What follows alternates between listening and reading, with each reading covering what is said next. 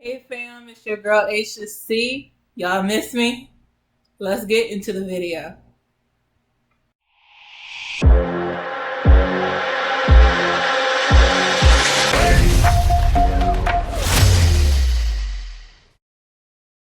So y'all have not seen me since my surgery date on June 9th.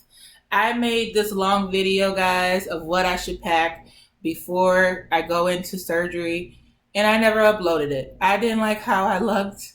I was nervous, y'all. I had my hair braided to the back because you can't do your hair after surgery. Your arms are can't go up that high. Mobility is very limited. So I didn't want to make a video, but now I am fine. It's been a week and some change. I got my pathology report back, and I'm ready to tell you guys what's happened. So, had my surgery June 9th. The day before my surgery, I got a phone call to let everyone know what time my surgery was going to be. On my chart, which is my patient portal, told me my surgery was going to be at 9, but they called me and told me they need me there at 6. So, change of plans 3 hours earlier. So 3 hours earlier, you take your last really good shower because you can't take a shower for 48 hours after this procedure. So I took the best shower, shaved one last good time because my legs are long and I'm not gonna be able to reach that. Not for a week or a month. So like I had to shave my legs and everything. Right before my procedure, and my mom and I and my godmother, we drove to the hospital in Dearborn. I'm going to add clips in here so you guys can see what happened. They called and told me that I was allowed to bring one visitor with me to surgery to wait in the waiting room. So I didn't know how we were going to do it because my godmother snuck into town and she was like, I can't let my baby go through surgery and I'm not there. So she snuck into town and she came with us. So my mom does work for the hospital that I was having my surgery in. So she just wore her badge and she walked in, and my godmother pretended to be my mother. We walked in. So my godmother and my mom, it's a hush secret, walked up the stairs, and my mom got recognized right away off the rip. Like, we know you work here. Stop trying what you're trying. And one of the nurses were like, we know you. Stop it. So she was able to come up the stairs, and so my mom and my godmother could only sit in the waiting room with me. I thought when they gave me the clearance for one individual to go back, that I thought my mom would be able to go into the back with me for pre-op. She was not able to. So with that being said, they signed, at least at my hospital, you fill out this long form and it lets your loved one know what your ID number is. And there's a electronic board, and they get text messages and alerts of when you are moving. So like she got an alert that I was under anesthesia. They got an alert that I was in one surgery, alert that I was in the reconstruction part, and another text and another alert that I was in recovery. So it keeps them updated, but my mom could not see me. So once they called me to the back, I gave her my last hugs and kisses. She swears she didn't cry, but I saw her cry. As I was leaving, my godmother was bawling, so she was crying, but they didn't want me to see it. But and I went to the back. So you immediately go into the back. All women must get a pregnancy test, which I thought was funny. I'm like, I'm not pregnant, but they're like, you're gonna take this test. And it's just mandatory for any procedure, because if you are, you can't have your surgery. And then they said, get ready, get undressed, it's time to prep you. Now, before I left the house, I didn't say that it's called EMLA cream. So the EMLA cream is pretty much lidocaine cream. You saran wrap yourself. So I had to take it, rub it on my breast, and I had saran wrap on my chest in both bra, like in my bra. So they were saran wrapped like a sandwich, if you want to get technical. And got ready for surgery. And I let them know that the EMLA cream was still on there. And they said, perfect, you're going to need it because you're going to get the nerve blocker shot. Did not know about this. So, well, I did know about it, but I didn't know it was that intense. So, sat there. I got the Emla cream. I'm undressed with my gown on and like waiting. And I was able to FaceTime my mom until it was time for me to go under. So put all my things neatly in a bag and they put it underneath my bed. And I was able to, prep, and I FaceTimed all my friends. Well, I sent them messages saying I love them. Not like I was dying, but I was like, love you. I was terrified, but didn't want no one to know. I cried a little bit. I definitely prayed. Pray to everybody, okay? Pray to my grandma, God, my aunts, Aunt Bunny, and May. Hey, I pray to everyone. Protect me, watch me as I go through this journey, or through this surgery. This is intense.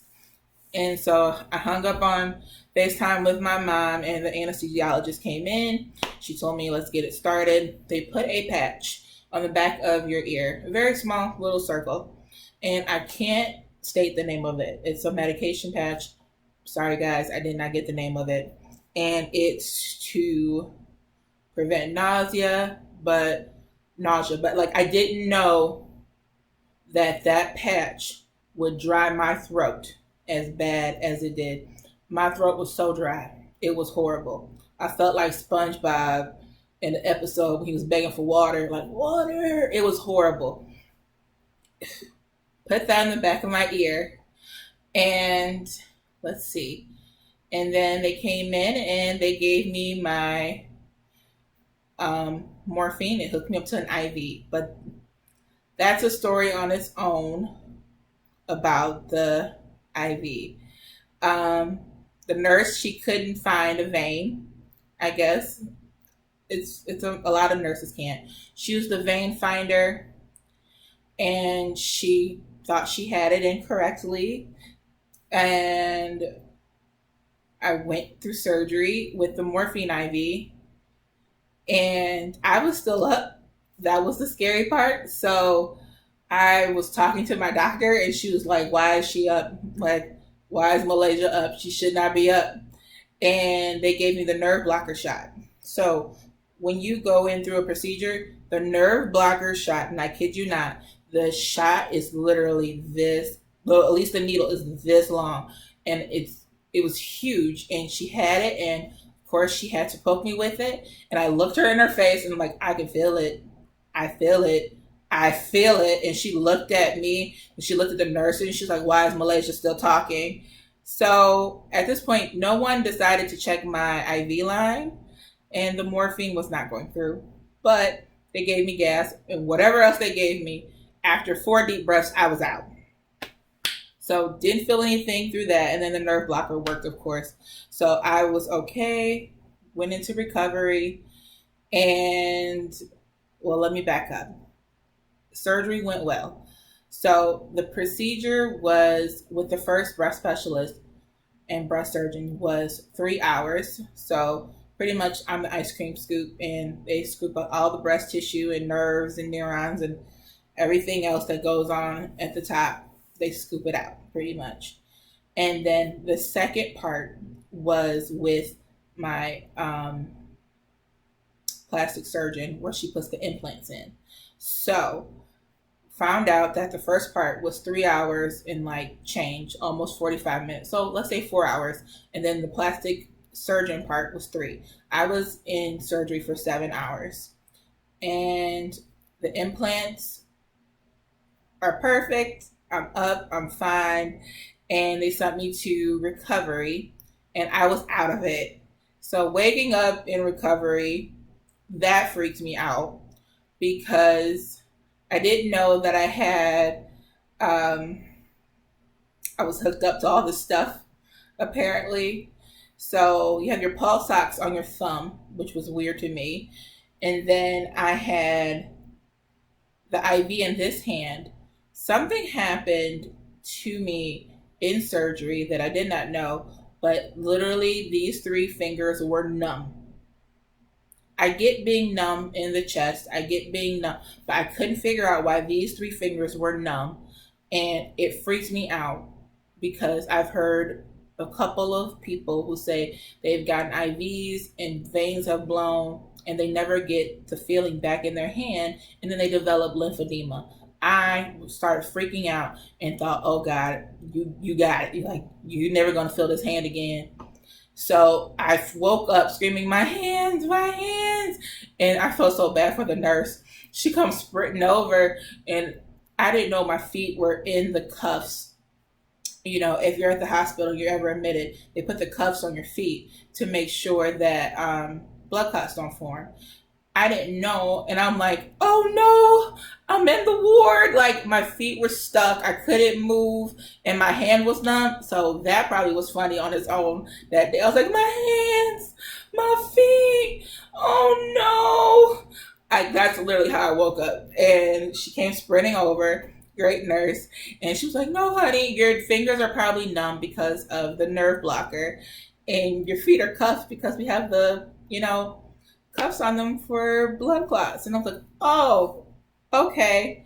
I gotta use the bathroom. Like, that's the first thing I said. And she's like, okay, do you want a bedpan? And I looked at her, I was like, no. And she was like, well, you can't get up right now. I said, yes, I can.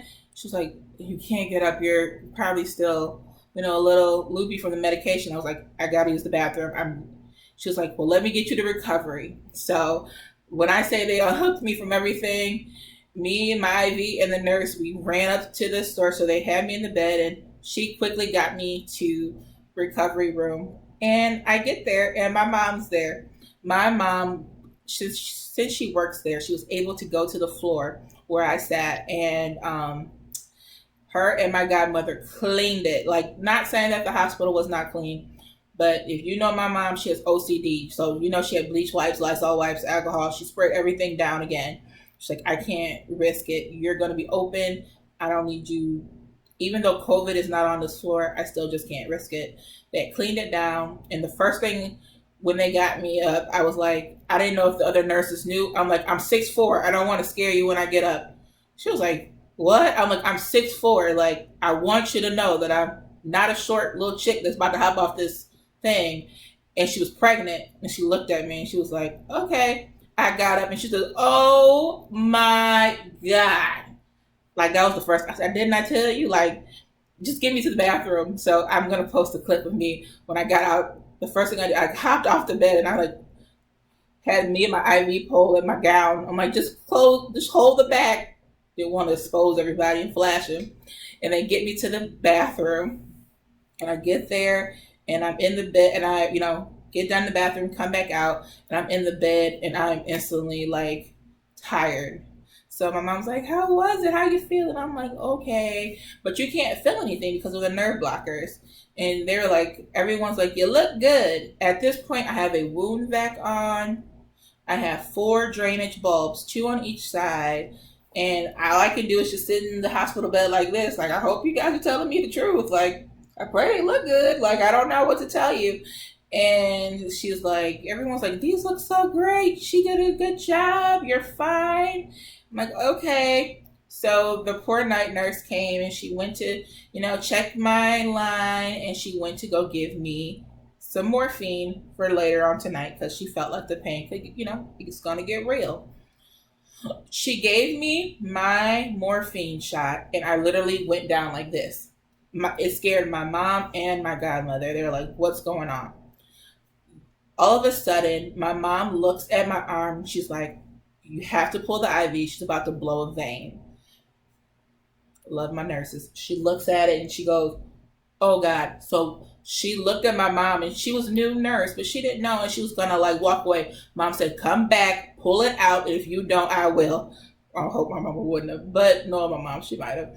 And the nurse came, she pulled out the IV and she goes, what happened? Like, how did you blow a vein and why did you move? I'm like, I don't know. Like, my hand blew up. I look like the Nutty Professor when he turned into Buddy Love. You remember all the parts start getting bigger? My hand swole up. So she's like, okay, give me a second. Felt bad. So she came back and she was going to give me an IV in my hand and she missed. She was like, your veins rolled, it missed. I'm calling IV team. She called IV team and they came less than a minute, found my vein in my hand and had me going and ready to be plugged back up. She plugged me back in and the IV machine kept saying a message like something's wrong. I want to say it's a dislodged or dislocation, something. I can't think of the term at this moment. And it was not coming through. She's like, why is it saying this? And she was started freaking out herself. Like, I know what I'm doing. I've been a nurse for a little bit. Like, I don't know what's going on. All of a sudden, as she holds the line, there is a knot literally in my line. So all of a sudden, when she holds up my line, you see a knot like this at the top. So I was like, look at your shirt. And she looks down and I'm like, you see that? She goes, how did that get in there? And I'm like, I don't know. Your guess is good as mine. And she was like, now I'm wondering, did you ever receive any pain medication during your surgery? So she takes out the knot and she's freaking out. So that was day one. And usually after a double mastectomy, you usually are in the hospital for 24 hours. Some people, I've been told through my double mastectomy group, that they had an outpatient surgery. So kudos to them, because I couldn't. I was in a little pain.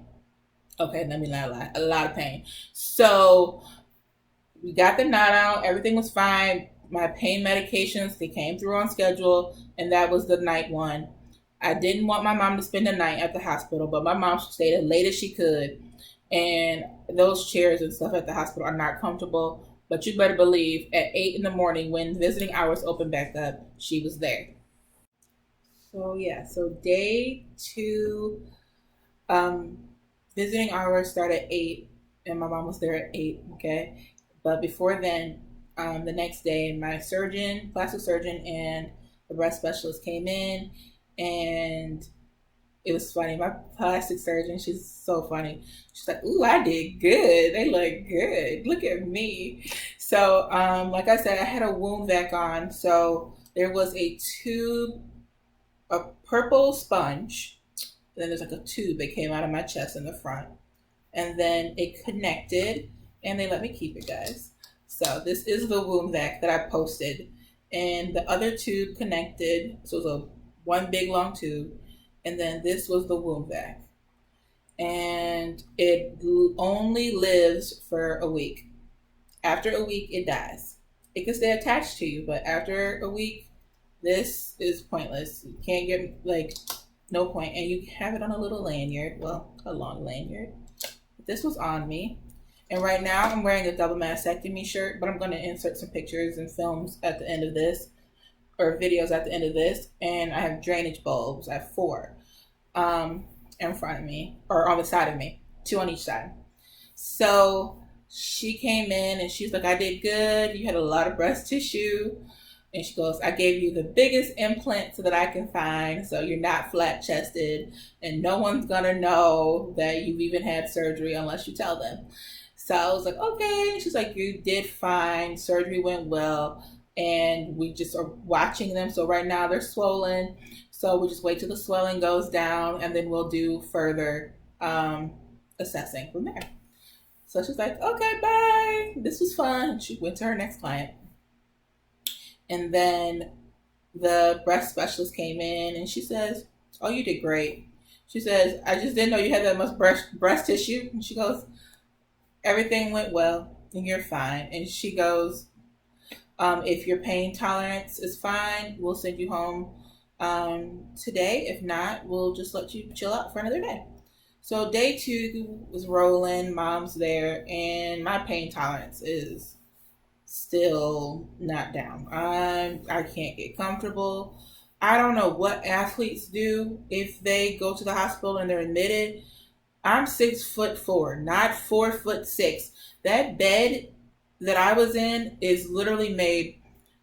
You might have been comfortable if you were 6'2". 6 foot, I'm probably 6'2", I'm pushing it. 6 foot, you would have been okay. After 6 foot, you're not comfortable in that bed. My feet were literally on the end board, like at the end where the machine is for your cuffs, right at the end. So in the bed, I try to like bend my knees, and I have to be careful because I can't bring my knees to my chest because this hurts. So I was all types of uncomfortable. I don't have a big butt, so I was like, my butt sore. It was just like, it was horrible. And my mom was like, oh my God, what am I going to do with you? I was like, I'm just in pain. So the nurse, it's rolling on throughout the day, but I'm okay. The nurse comes in for her late shift, the night shift, and I send mom home. It's 9 o'clock. She's been there all day, 12 hours. She worked a 12-hour shift with me. And she's there and everything's fine. She gives me my medication for the night shift, and she was going to give me some morphine because my pain was high. So she gave me morphine again, but she gave it to me through my hand. And when she gave it to me, you guys, like I said, call me Nutty Professor and Buddy Love, my hand swelled up so huge. She freaked out. She ran to go get a charge nurse. So the pretty much like the manager of nurses. And they flushed me out because they flushed out my IV. They start freaking out. They called my surgeon. It had to be 3 in the morning. It had to be 1 or 3. They woke her up out of her sleep and they were like, she's allergic to morphine. So my doctor said, flush report, don't give her any. So at this point, they're upping the other pain medications and taking me off of morphine. And they highly believe that I might either be allergic or just had a bad reaction to morphine. So for future surgeries, I have to be a little self-conscious and aware. I pray there's no future surgeries, but if I have to go on it, morphine is not for me. I have to go on something else. So they cleared my port, my hand swelled down, or not my port, sorry guys, the IV, and everything went down, but now we know for a fact no morphine for me again. So the next morning rolled around, and it had to be 6, 7 o'clock. And a nursing assistant came in. I don't know if she was just miscombobulated or I don't know. I don't know. She came in and she did the opposite of what she was supposed to do. She took my phone and she moved it across yonder. She took my call light. She moved that on the floor. She turned off the cuff machine and she wrote her name on the board. I won't ever state her name. But the name, her name, made me think she was an individual trying to get me. Like, I know a person by this name who's not too fond of me. And I was like, she's coming. Like, she's coming to take me out the game. You guys, I have never moved so fast in my entire life. I moved fast like this once in Gaylord with my team.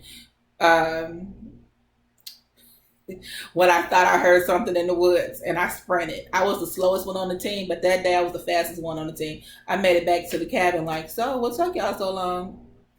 But I woke up, I took the cuffs off myself. To this moment, like to this day, I don't know how I reached it because I couldn't reach things that were far. I took the cuffs off my legs and I was ready to go. I called my mom on my cell phone and I was like, come get me, I'm ready to go. She's like, I thought you were in pain. Nope, I'm fine. Come get me. You guys, I took my little necessities. I unplugged myself with my little vacuum because you have to charge at night, guys, with this. The bottom, there's a charger. And so she came, I came, unplugged it. My mom came, she flew there because I told her, like, I think the nursing assistant is someone trying to take me out the game. So you better hurry and get here. So when I tell y'all my mom was there pronto. We don't stay that far away from the hospital anyways, but it felt like she was moving.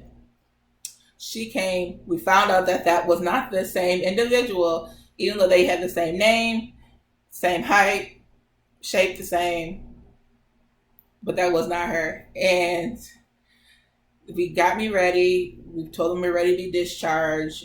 They gave me some pain medication on my discharge. And they give you undergarments. The undergarments they gave me did not fit me, okay? I don't know. Maybe because I was swollen or whatever it was. Now they fit, but they were not working that day. But they give you undergarments to go home with and your pain medication, which I got prior to going into surgery. And I had ordered a double mastectomy pillow to go home with, because you need that to ride home with, guys. And me and my mom were out. We were ready to go home. So, been home for a week and some change. My surgery was the 9th, and today is the 19th. Oh, so 10 days. And it takes a week for your pathology report. We got the pathology report back, and I am cancer free, guys. I'm super excited and super thankful. So this also means that so thankful, guys, that I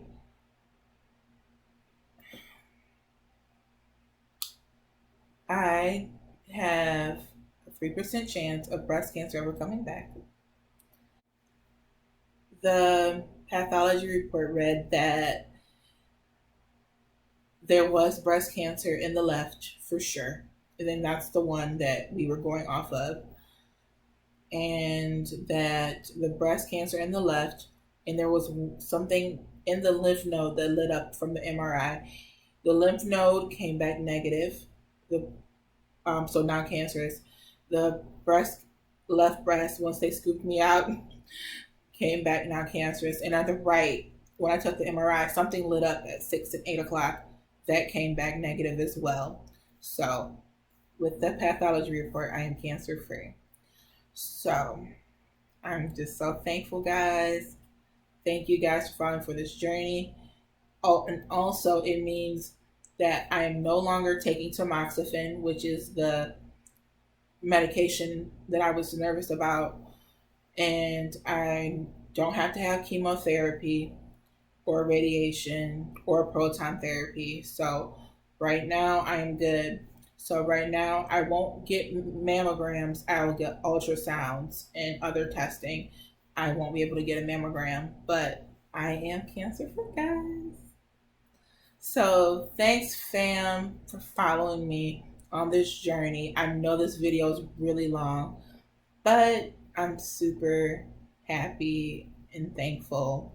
And I'm so appreciative of all the love, all the support and phone calls that I've gotten. I started this YouTube channel to literally help others. I'm in a double mastectomy group, as I said, on Facebook here. And some of my videos have reached the women in this group, and they call me, well, they message me on Messenger, and they've left me emails saying that your videos are so spot on and so helpful. And I actually got a couple emails saying, like, are you going to upload soon? Like, how's your surgery? Like, we want to know. We need to know some things. So I am going to record a video after this about what you need to pack, because no one told me what to pack. And I asked the ladies, and they gave me some really good clues, but this is the real truth of what you need. If your loved one is going through this is what they need to have, or at least get prepared. So yeah, guys, cancer free. Thanks for following. Aisha C. Real quick before I forget, I'm going to add some videos in here so you guys can see how it was.